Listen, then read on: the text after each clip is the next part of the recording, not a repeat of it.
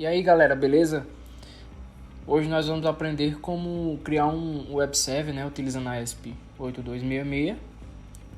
E peço aí que se inscreva no canal, deixe seu like para ajudar. E é isso aí, vamos lá.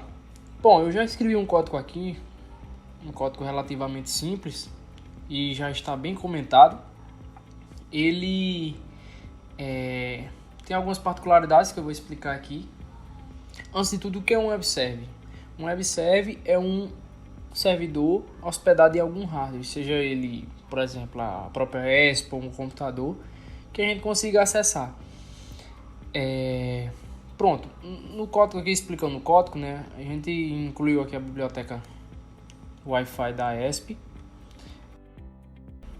Nessas linhas aqui a gente definiu o nosso SSID, né, que é o nome da rede Wi-Fi.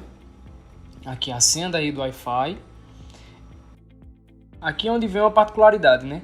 O que aconteceria se a gente não tivesse definido isso?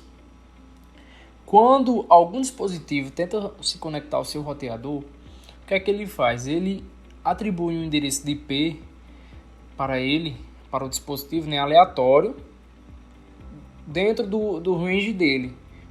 No caso, o range é a faixa. Por exemplo, no meu caso, a faixa dele varia daqui 192.168.0.0 até 192.168.0.255. Isso aqui você pode verificar nas configurações do roteador, né? Se vocês têm dúvidas sobre isso, eu posso fazer depois um vídeo explicando. Só que eu creio que não será problema isso aí. Com isso, eu atribuí esse IP fixo para a ESP tentar se conectar nele, que a gente pode perceber que ele está dentro da faixa, né? Então, ele está liberado para se conectar. Claro, se não houver outro dispositivo conectado nesse IP. Mas no meu caso, como eu tenho certeza que não há outro dispositivo conectado nesse IP, eu já atribuí esse IP. E como vocês podem descobrir esse IP, né? Vocês podem enviar para a ESP esse outro código que deixa automático a forma do IP. Ele tenta se conectar em qualquer IP que o roteador tiver disponível, né? E com isso depois ele mostra aqui, ó, ele se conectou no IP tal. Pronto. Com aquele IP você consegue saber que ali não tem nenhum outro dispositivo. Porque se ele conectou a ESP naquele IP e depois a gente desconectou a ESP, então esse IP está livre, né? Aí vocês anotam esse IP, vem lá no código do webserver com IP fixo e colam aqui, né? Lembrando que é separado por vírgula. No caso o IP mesmo, que ele vai mostrar aqui, vai estar separado por ponto.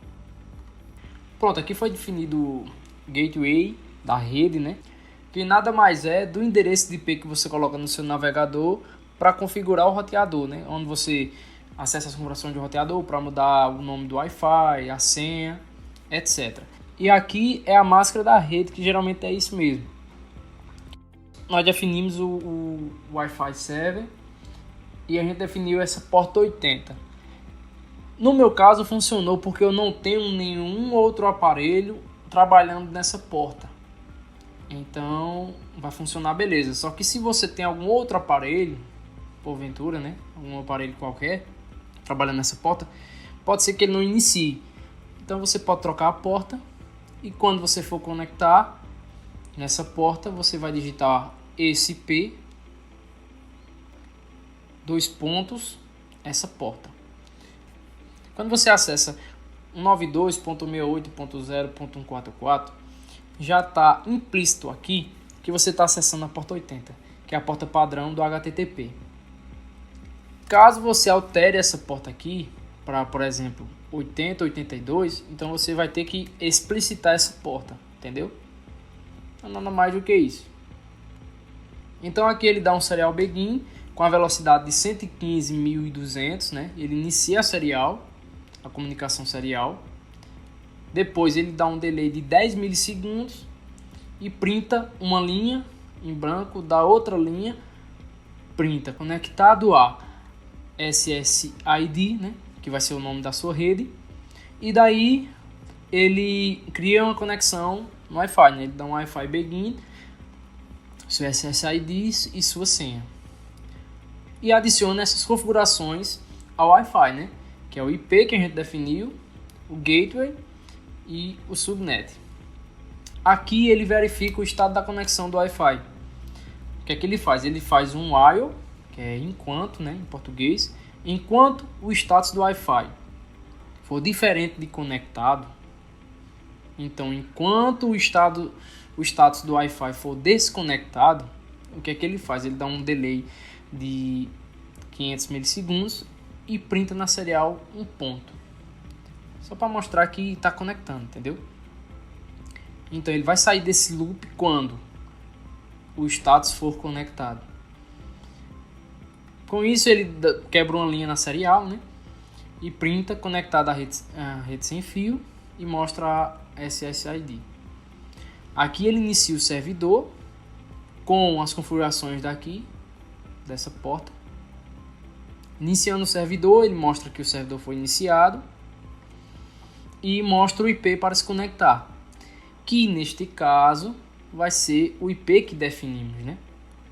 Vai ser o IP que definimos aqui. Se você rodar esse outro código, que os passos são os mesmos, quando ele der o print aqui, o IP para se conectar na ESP, vai mostrar o IP aleatório que foi o roteador que definiu. E nesse outro caso, vai mostrar o IP que nós definimos aqui em cima, né? Pronto.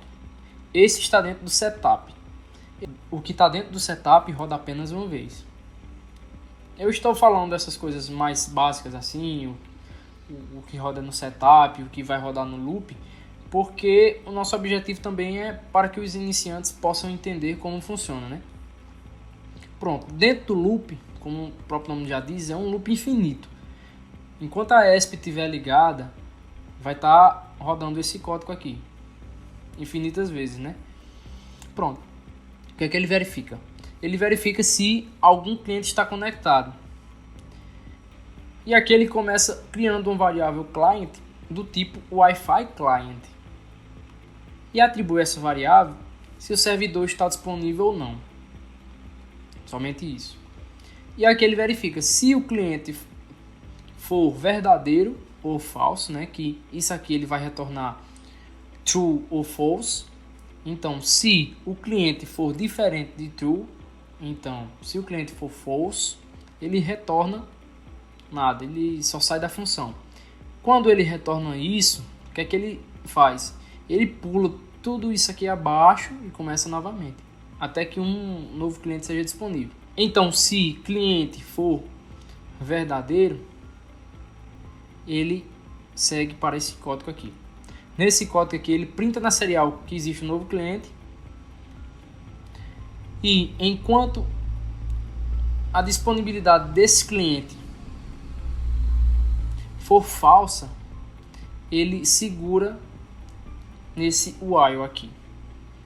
Quando o cliente estiver disponível, realmente disponível, ele armazena o request do cliente, que é a requisição, que, por exemplo, vamos acessar. E aqui está implícito uma barra. Essa barra é o request do cliente, por padrão. Aqui poderia ser, por exemplo, LED igual a 1 ou igual a 1. Então, esse seria o nosso request, que é a requisição. Que aqui é onde a gente pode brincar, por exemplo. Com uma requisição tal, faça alguma coisa, que serão nossas próximas aulas, né? Ele leu a requisição do cliente e printa essa requisição. Aqui ele aguarda até que todos os dados de saída sejam enviados ao cliente. Quando tudo for enviado, aí ele pega e mostra para o cliente isso aqui. Isso aqui é uma página HTML. Aqui ele altera o cabeçalho HTTP, mostra um código 200, que é o código de sucesso, né? Nas requisições de API e essas coisas assim relacionadas a HTTP. Aqui ele diz qual é o conteúdo desta página. E aqui ele printa a página por si só, né? Eu não vou explicar a fundo o que esse código aqui faz, porque isso aqui é um código HTML. que serão nas próximas aulas, como a gente vai criar essa página personalizada, como a gente vai deixar essa página responsiva. Uma página responsiva é que se adapta a diferentes larguras de página, seja você acessando, por exemplo, através de um desktop, de um smartphone, que ela vai se adaptando à largura do aparelho, né? Por isso se dá esse nome, responsivo. Mas aqui, falando brevemente, ele diz que é um documento do tipo HTML, abre a tag HTML. Em HTML, na linguagem HTML, a gente chama isso aqui de tag.